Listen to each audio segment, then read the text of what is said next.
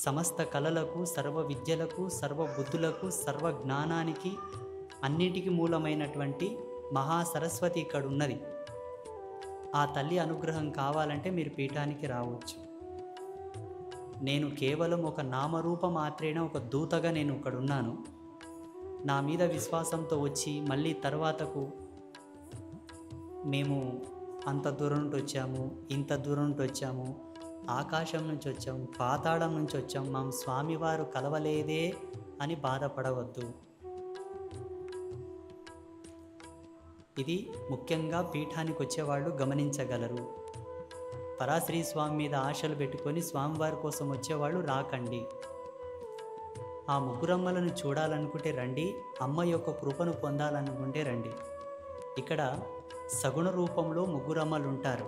నిర్గుణ నిరాకార రూపంలో, సూక్ష్మ రూపంలో లలితాపరా భట్టారిక ఉంటుంది.